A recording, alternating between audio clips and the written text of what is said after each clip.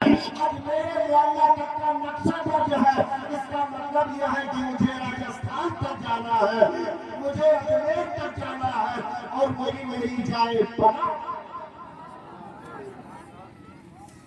سرکار جشن میلاد النبی، جشن خواجہ غریب نواز، جشن خواجہ غریب نواز، نعرہ تکبیر، نعرہ رسالت۔ سرکار خواجہ غریب نواز رحمۃ اللہ علیہ آپ 40 فیصدیہ کی جماعت لیتے ہیں اور لے کر کے پھر ہندوستان کے لیے روانہ ہو جاتے ہیں۔ سرکار خواجہ غریب نواز رحمۃ اللہ علیہ ہندوستان کے لیے تشریف فرما ہو رہے ہیں۔ اب آپ کتابوں کو الٹ پلٹ کر کے دیکھیں، آج سرکار غریب نواز پر اعتراض کرنے والوں سے آپ پوچھیں، سرکار غریب نواز آ رہے تھے تو کیا ان کے ساتھ کوئی لشکر تھا؟ جواب ملے گا نہیں۔ کیا ان کے ساتھ کوئی فوج تھی؟ جواب ملے گا نہیں۔ کیا ان کے ساتھ تیر و تلوار تھے؟ جواب ملے گا نہیں۔ تو سرکار غریب نواز نے ہندوستان میں اسلام کو پھیلایا کیسے؟ تو جواب ملے گا۔ سرکار غریب نواز ہندوستان آ رہے ہیں تو ان کے ساتھ قرآن مقدس ہے، ان کے ساتھ وضو کے لیے لوٹا ہے، ان کے ہاتھ میں تسبیح ہے، ان کے پاس مصلی ہے۔ یہی وہ روحانی طاقت ہے جس کے لیے غریب نواز ہندوستان آئے اور ہندوستان میں دیکھا تو کعبہ طیبہ پڑھ کر کے داخلہ اسلام ہوتے ہوئے۔ سرکار غریب نواز پہلے لاہور اور پھر دہلی آئے۔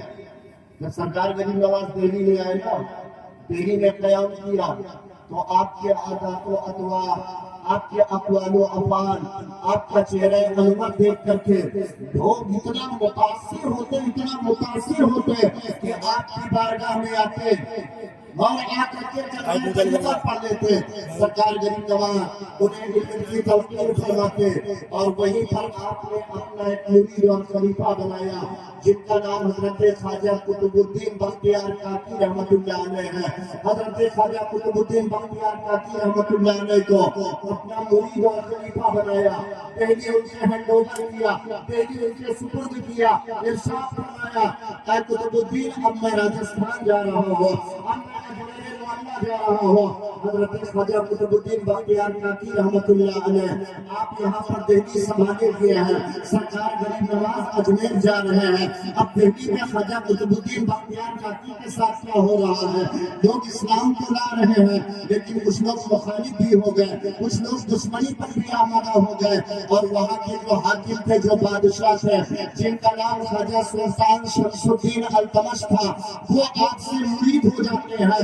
اب وہاں کا بادشاہ آپ کا مرید اور پیر جو ہے وہاں پر ایک باوقار بزرگ کی شکل میں حضرت خواجہ قطب الدین بختیار کاکی رحمۃ اللہ علیہ پر کچھ لوگوں کی نظریں ترچھی ہوتی ہے۔ ایک حاملہ عورت کو بلایا گیا، بلانے کے بعد اسے پیسے دے کر کے تیار کیا گیا، میرے شکم میں جو بچہ چل رہا ہے سلطان شمس الدین التمش کے دربار میں تجھے صرف اتنا کہنا ہے، میرے شکم میں پلنے والا بچہ یہ خواجہ قطب الدین بختیار کاکی کا ہے، انہوں نے میرے ساتھ ظلم و زیادتی کیا ہے۔